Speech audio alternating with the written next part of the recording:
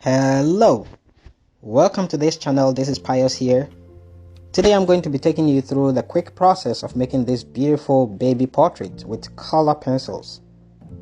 When you take a closer look at the anatomy of the baby's face, you'd realize that the structures of the bones are not fully developed, and therefore, compared to the adult face, the baby's face is smaller in proportion. There is usually a smooth round skin from the cheek down to the chin. The eyes appear larger and adorable in relation to the perimeter of the baby's face. Having been drawing numerous adult portraits, it is fun to periodically switch to babies and kids' pictures. I realized that while the head of the baby is smaller, the spaces between the features are proportionally broader. And you'll find this in the painting today. Bigger eyes, bigger ears, sharp curve down, soft and glossy lip, an unusual shape of the big cheeks curving down the bottom of the face on each side, adorable small chin, smooth texture on the forehead, and generally softer hair. Now let's get into the painting. This is a color pencil technique I use mostly to create results that appear as paintings.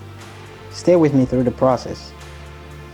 I started putting the first layers of colors with less pressure. After that, I kept adding several layers of oranges to the right side of her face to gradually increase the intensity of the colors around the area. At this point, I'm also thinking about using the right values of colors for blocking so that the subsequent layers do not suffer in the blend. I'm adding light colors like blue, greens, and white to the left side of the face where the light is hidden most. In contrast, I laid dark, rich crimson red to increase the depth around the area of the lower fourth of the face. I used dark indigo and black for the shadows in the mouth. I then proceeded to build the dark lips with dark indigo and red for a smooth transition with the colors on the right side of her face. I paid attention to the shadows created around both ends of the lip and a tiny folding of the middle areas of the upper lip to create a little bit of a dark contrast. I slowly began to move up to the nose, which is one of the most delicate parts when painting a portrait.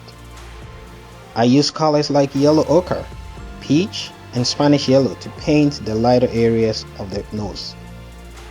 To add darker values on the right side, I introduced carmine red, sienna brown, and darker oranges. Then it was time to introduce the blending colors that are peach, beige, nectar, and white colors to smooth in the previous colors. To create a depth in the nostrils, I stick to the darker versions of red, browns, indigo blue, and a touch of black to balance with the colors that are created in the mouth. I use white to create a striking reflection of light on the tip of the nose and above the right third of her nostrils. To create a clean, sharp white color, I use the Jelly Roll 0.8 tip pen. For most part of the left side of her face where the light hits directly, I use yellow ochre, pink, peach, Spanish orange, yellows and sky blue colors, and gently scribbled over with lemon greens to create multiple arrays of colors. The blues and the yellows work well to add more depth and creating a 3D effect in the painting. To enhance this effect, I kept on going back and forth to lay colors over and over until a smooth sheet of colors are achieved. And that is the point when the paper tells you, I have had enough. The good thing about color pencil is that, unlike acrylic and oils, it gives a translucent appearance. That is, all the many colors laid at a particular spot reveal themselves to affect the outcome. The eye does the work of blending all the colors together, layer by layer, when the process is done well. Next, I move to draw the baby's eyes. The pupil is one of the darkest areas of the face.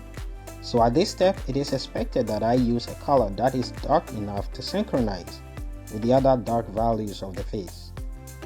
That is inside the mouth, the ears, nostrils, eyelashes, eyebrows, the hair, and on the neck, just below the chin. Once these dark areas are well registered, it then becomes easier to create a smooth transition to the lighter area by blending all the colors in between. When a color seems out of value, that is too strong or too light, the best way to deal with it is by introducing the colors around the area on top of it, and then with less pressure, gradually tinting up or toning it down. I used white and a touch of yellow ochre, ultramarine blue, orange, and crimson red together for the white part of the eye. The colors of the people comprised of dark indigo, indigo blue, and black. For the reflection in the people, I use white and aqua blues. The eyelash and the eyebrows were painted with mixtures of dark brown and wine colors and finished with black for the fine lines. In addition, I introduced more colors on the forehead while blending in more layers of blues from the left to the right side of her face.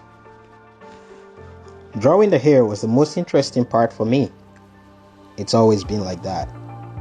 I used a mixture of dark indigo, indigo blue, black, light aqua blue, spring green, crimson red, dark amber, and chestnut brown. You can also use any other color for the hair if they have the right values to the rest of the painting. I always believe that artists must not be conditioned to think of some parts of the body with specific colors alone. Like our moods, colors are organic. They can take any form.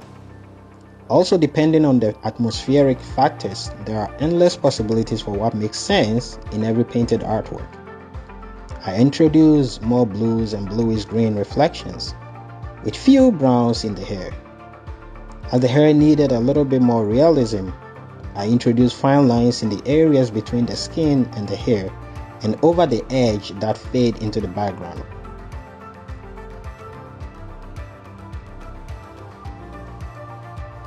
I spent good amount of time refining the details than bringing the form out.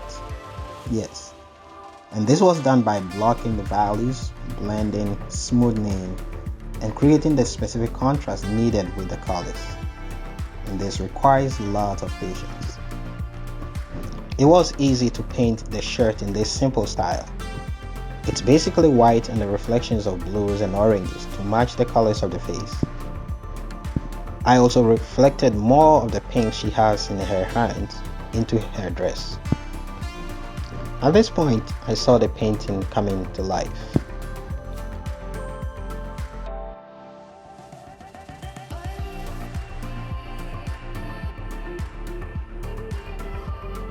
Hope you liked this video. Please like, leave a comment and share. And please don't forget to subscribe. See you on the next video.